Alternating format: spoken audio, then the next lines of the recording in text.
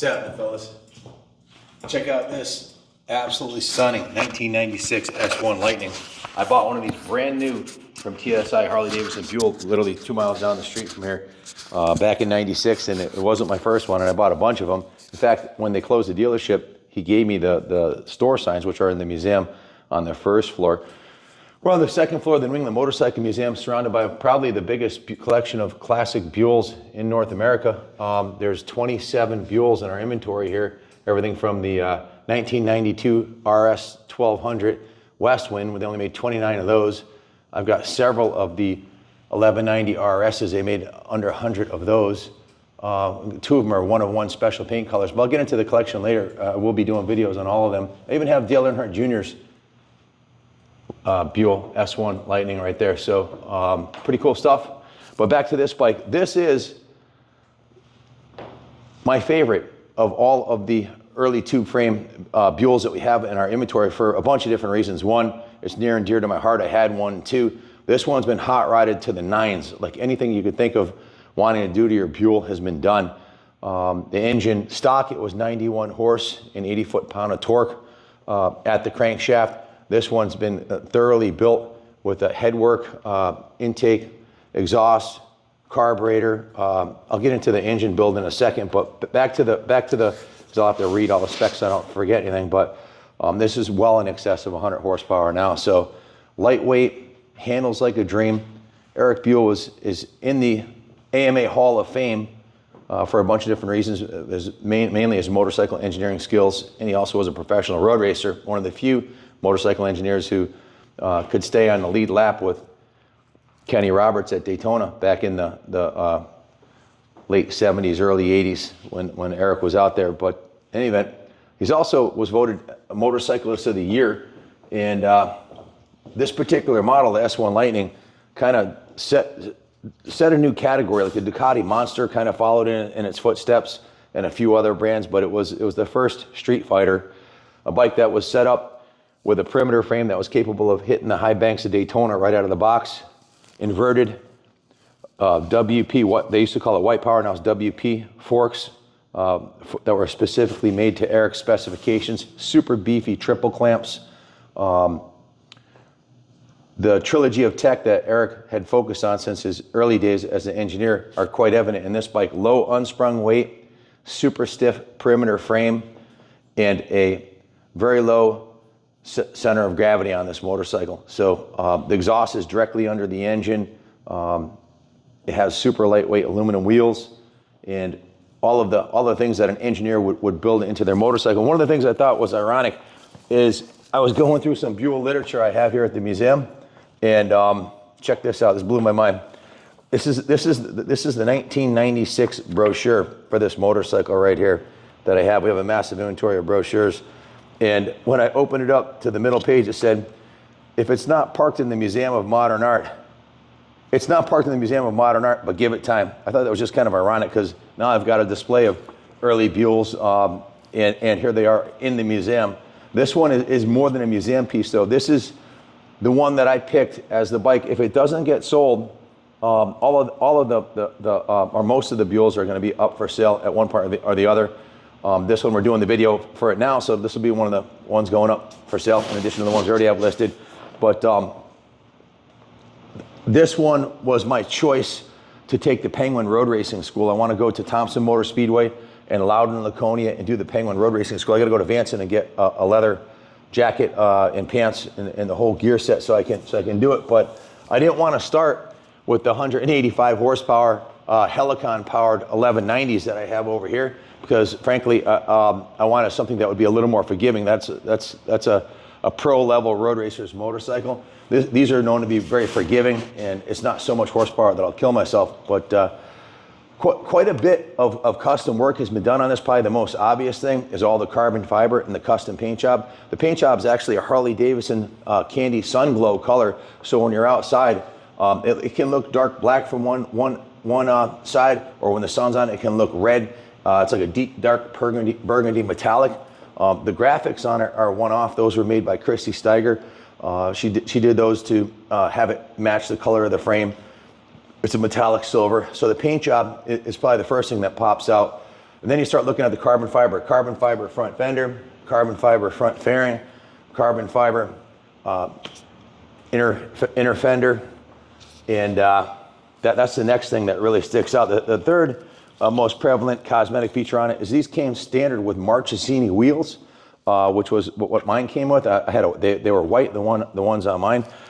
These are performance machine chicane wheels, which aren't available anymore. They're much more expensive to build than the stock wheels. And in fact, I talked to the guy at Performance Machine. I had a set of these on my FXR, and he said the ones in the FXR are basically priceless. They don't make them anymore. And so, well, what are they worth? And he goes, it'd be $5,000 to replace them. Back in the day, in '96, you could buy this wheel set as an upgrade from Harley Davidson for about $1,000. Our service manager here, if you don't already know, we're the largest Buell dealer in North America. We sold just this week alone. Junior sold 3 of the Hammerheads. That's a brand new 2024 1190 185 horsepower Hammerhead right there. That one. So we're number 1 in North America, and we'll go over this. Ronnie's pointing to this. This is something we'll talk about in a second. This is the basically the history of Buell motorcycles that we put together in-house here. Christy did this. My honey, she's a 30-year professional graphic designer, and we did this to help museum goers and people that are interested in Buell to know the history all the way from 1983 up to 2024. But so the brochure kind of blew my mind. And when you read some of the stuff that's in the brochure, which I will in a minute, it's some pretty cool stuff. Back to this bike. These Performance Machine wheels were professionally polished by us here in our detail shop. The engine cases, these were normally clear coated from the factory. We stripped those and polished those. Those are pro polished, so they look like chrome. They're not chrome, they're polished. The exhaust system was polished. The wheels were polished. All the aluminum on the bike was polished. The tank was buffed and polished. And we use a product called New Coat, which is a ceramic sealant. It's a wax and ceramic sealant process that we got from actually the Lars Anderson Museum. Told us about that. We use it on all our bikes. It works great. So all the carbon fiber and the paint has been ceramic sealed. The aluminum, this is an aftermarket aluminum heat shield that was polished like chrome. This is an upgraded countershaft sprocket cover, an aftermarket item that was polished like chrome, as is the brake lever and the custom pegs on it. You can see it has original S1 Lightning HPVS 1200 logo on the side. The cam cover has also been modified, professionally cut down on the back here and polished, save a little weight. It looks trick. It's typical road racer type stuff. The intake also is polished, so that we polished that aluminum. So quite a bit of time just in the polishing the aluminum on the bike. Also been upgraded with these black Superbike bars and the bar end mirrors and a new set of grips. So all the controls are as new as is the clutch and brake lever. It's also been upgraded with braided stainless front brake line. On the other side, you can see it has, the shifter has been upgraded to an X1 shifter assembly. And it has a full custom exhaust, polished stainless exhaust. Really, really nice. Wheels are shod with the Pirelli Diablo Rosso tires, the same exact tire set that comes on that brand new 2024 over there. Very expensive set of tires. They're over $600.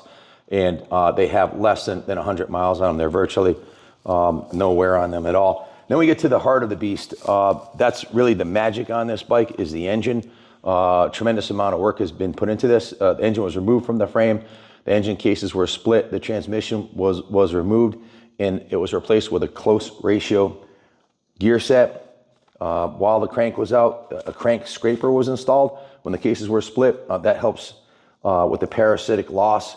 It's like a wiper that pulls the oil out of the crankcase. You can gain up to 3 horsepower on the top end with that. So that's a big plus. I already mentioned the cut down cam cover, the custom polished stainless exhaust with the heat shield. The carburetor has been upgraded to a Mikuni flat side carburetor, as you can see. Braided oil lines, Mikuni carb. The air filter is a force winder. That's very similar to what they put on the new Harleys today. It's kind of like a ram air intake. The oil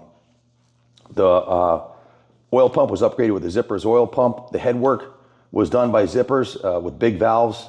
It was ported And of course the close ratio gear set, whole top end was gone through, all new gaskets and everything at that time when that was done. So basically from the crank up, the crank scraper, the close ratio gear set, the cut down cam cover, the intake, the carburetor, the exhaust, the big valves, the ported heads.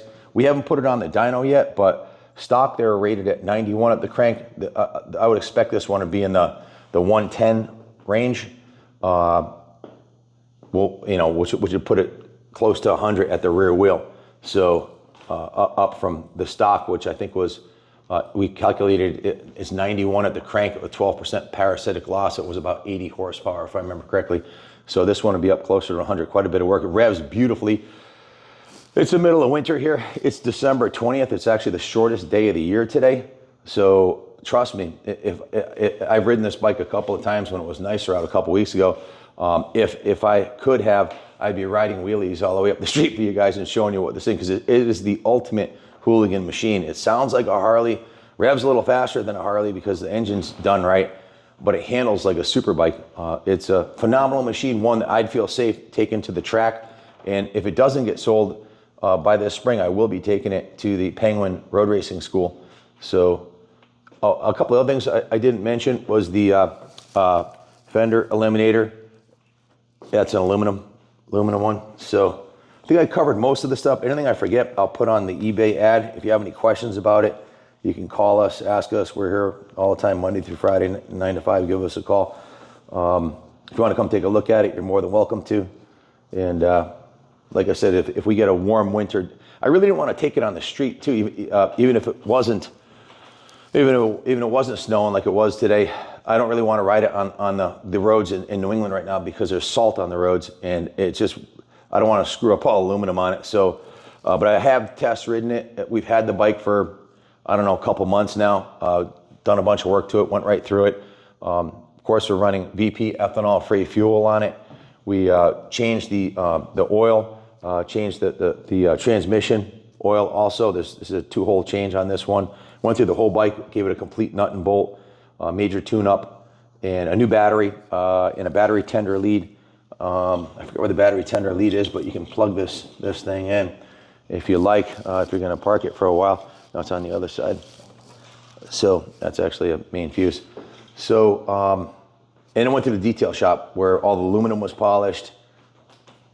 Major tune-up and all the fluids, and then a major what we call a rotisserie detail from top to bottom. There's not a speck of oil or dirt anywhere on this motorcycle. So that's the good news. The bad news is the parts alone to build it for this build, including the paint job, but no other labor. It was $7,850. If you price these components out online separately, you'll see that's what the build comes to. The current work order for the work we did to it was 14 hours labor plus parts, so it was $23.31. The work order to build the engine was 24 hours shop labor to build the engine and mount all the carbon fiber components, change the bars and everything else that was done to make it the kick-ass piece it is today. So the total ticket was $11,450 plus the recent $2,300 service. So there's been a total of $13,781 invested in this bike to make it what it is today. It's not a stock S1. It's got the wheels, the engine, the paint, all the controls, all the polished aluminum. Quite a bit was done to it. We don't expect to get that back out of it. That's just the way it is but this is not your average Craigslist, Facebook Marketplace turd that just needs a carb clean. This one is a thoroughly polished and tuned work of art, basically. And by the way, I don't know if I mentioned to you guys yet, the owner of this motorcycle was none other than the Buell, Erik Buell's apparel and accessories vendor who made all of the Buell clothing, helmets, jackets, all that stuff. And he had a collection of 14 Buells, actually 15. He kept one of them. He had an M2 Cyclone with about $6,000 worth of engine work done to it, very similar to what was done to this. that he kept. It was a toss-up between this and the Cyclone. He decided to keep the Cyclone. I guess it was a little shorter for him. And he's getting up there in years. He's 76 years old now, about the same age as Erik Buell. But back in the day, when he was working with Erik, which was about 15 years ago, he would take these Buells, this one right here, and then check this out. This is one of one. This is the only one on the planet, 1190 RS, painted at the EBR factory, this red, white, and blue, see-through. You can see the carbon fiber through the paint. It's pretty stunning. This is a one of one. This one has 200 miles on it, Olin's, everything. I have the sales receipt with this. So this one was $46,000. This one was $44,000. That's serial number 34. This one's serial number 29. And I have this one right here, which is serial number 16. These are 3 of 100 that were made. Most of them were raced because this was a homologation special. They averaged about $45,000 for a stock one. These have the race exhaust. They're pretty trick. So these were his bikes, and so wasn't that 1125 CR. If you take a close look at that, that's a stunning piece also.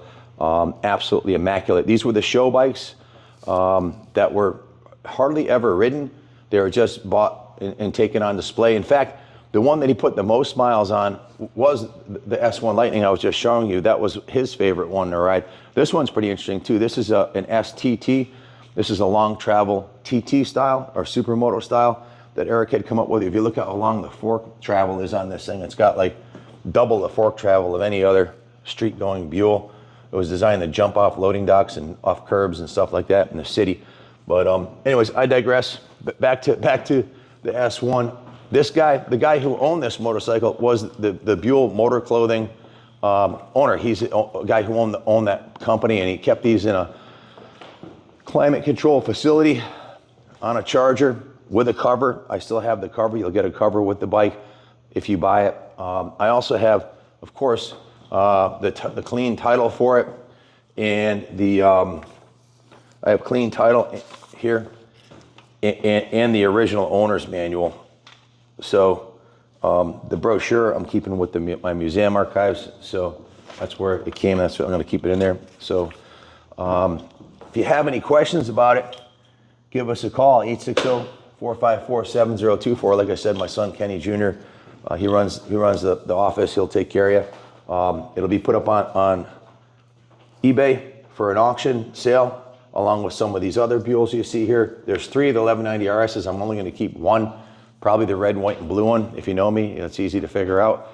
But if you look at the timeline here, I wanted to show you a couple other things. The S1 Lightning made it on the cover of Designer News. It's an engineering magazine because it was such an engineering marvel for its time to take the Harley-Davidson motor and put it into a superbike chassis. But you can see in 1996, right here, Christy did this for me too, they produced the Lightning from 96 to 98. In 96, there was only 1,453 of them made. I have 2 of them here. I have this red Sunglow, and I have a silver one over there. But 96 was 1453, then 1767, then 1460. This is right off the Buell factory website. 4,680 miles. They're now made in Michigan, Grand Rapids, Michigan. 100% made in Grand Rapids. If you look down here, you'll see this is the current model. They started in 2020. We have the 24 Hammerhead right over there in stock, and they have the Super Touring, which is just getting released. And these are the 1190s. When they first came out with the 1190, it was 2011. So that engine's been well vetted. And they've actually won 2 AMA Grand National Championships with the 1190 engine in hill climbing. They were undefeated last year. In fact, Logan Sapolo went undefeated on the Buell Hill Climber, which is the same engine that bike has in it right there with a race pipe and a tune. Other than that, basically a stock engine. And back in 2009, ironically, was the best year they ever had. Check this out, this 1125 CR. I have that exact bike. We just looked at it. You just looked at it a second ago over there. They made 3,000 of these. This bike won the AMA Super Sport National Championship, racing against all of the other production factory motorcycles. First year of production, and it won an AMA championship, which is pretty cool. They've also won a bunch of drag racing championships And if you look at the lineage, the 96 S1 Lightning is a direct descendant of the 89 RS 1200 Westwind. I actually have a 92 Westwind in stock. They only made 29 of these. By 1996, Erik and his team, independently, without any support from Harley Davidson other than buying the engines off of them, had produced a total of over 10,000 motorcycles. So, and then from 1996 till now, they've produced 137,000 motorcycles. Interestingly, since 2001 on, 50% of the Buell sold have been overseas to Europe and the UK, and there's companies like NCCR that still heavily support these bikes in road racing. They've been raced all over the world in World Superbike, in the United States in Superbike racing, and in the Battle of the Twins. That's what this RR 1200 was, a battle twin. It was a twin cylinder, so that was a class specifically for Buell and Ducati and a couple other companies. But yeah, they originally started in 1983. The 40th anniversary model was that red, white, and blue bike that you see right there. They made 40 of them, and we sold several of them, and that's actually 2023. Same exact color and everything. That was the 40th anniversary. This is actually a 41st year of production. So they're all over the world. There's parts are plentiful for the Sportster powered ones. That's for sure. It's very easy to find parts for them. And another ironic thing is that Rockville, Maryland was the first Buell dealership, because in 83 and up to 87, Erik just sold direct to the public. So he set up his first dealer in Rockville, Maryland. Now here we are in 2024, and Kaplan Cycles becomes the #1 dealership for Buell motorcycles. Like I said, this week, I don't know if I told you already, I might have, but this week alone, we sold 3 Hammerheads this week. So we've got a lot of clients that love these motorcycles, that want something that's made in America, that can compete on the world stage with the best super bikes ever made. And this is an iconic classic right here. It's next year when the 2026s come out, this will be 30 years old. So it's a classic. It's been gone through top to bottom. Quite a bit of work was put into it, and it's gonna be priced affordably, and you're buying a solution, not a hobby kit. Another brochure out of my archives from my Buell archives, and it says right here in the centerfold, build a bike like this and you don't need to manufacture an attitude. And it shows the guy with I actually have this jacket. It was in the museum hanging up, and I took it down when we used it in some of the videos, the Buell leather jacket. But their brochure here goes on to say, speak softly and carry something that turns the quarter mile in 11.75 seconds. That's stock, mind you. This one's probably could be under 11 with this built motor. Something that'll do 0 to 60 in under 4 Mississippis.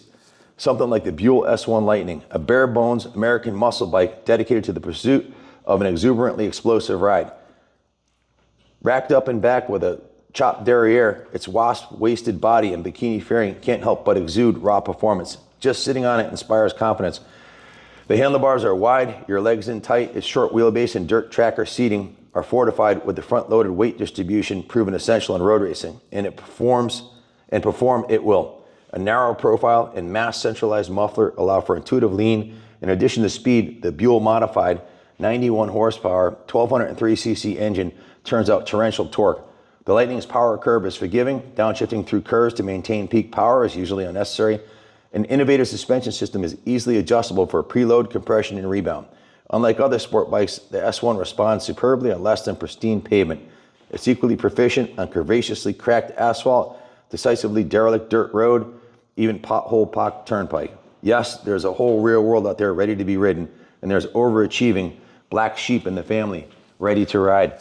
So to me, it was a no-brainer. I was riding Ducatis 900 SS, and when Buell came out with this, I was like, screw that. This is an American Ducati. I've got to have it. So I immediately sold my Ducatis, my Superlight, and my SS, and bought a few Buells. So there's another brochure from them the year before that says, on this Lightning, it shows that this is just a photocopy. This one right here, it's not a very, very good. I wish I had the original, but this is all I had in the museum. It says the fellas at MIT are still scratching their heads over this one. It's baffling the best of them. How can anything so fast handle so well on so many different road conditions? In the case of the Buell S1 Lightning, perhaps this is a result of its geodesic perimeter frame and Professor Buell's highly advanced 91 horsepower, 1203 cc V-twin power plant. For lower unsprung weight, there's a final belt drive, inverted front fork, and Marchesini wheels. That was stock. You could get these PM wheels as an upgrade. Your tires will stick to Renegade Road like gum up to a wingtip. It's a bike that'll do 0 to Nirvana in under 4 seconds with a power curve that's wider than the Mississippi and a look about as restrained as a bullet Pamplona. All this from an American motorcycle company? Hey, go figure. Buell, the S1 Lightning, different in every sense. So I thought it was pretty cool too. Just a fantastic piece of Americana too.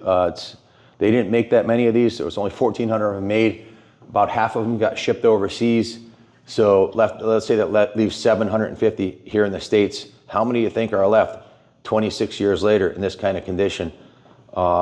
Very few, that's for sure. And how many of those 750 have a fully built engine, PM wheels, slathered in carbon fiber, custom paint, and polished aluminum? Now you're down to, there's maybe 30, 50 of them in the States that are done up real nice out of the 750 that originally existed.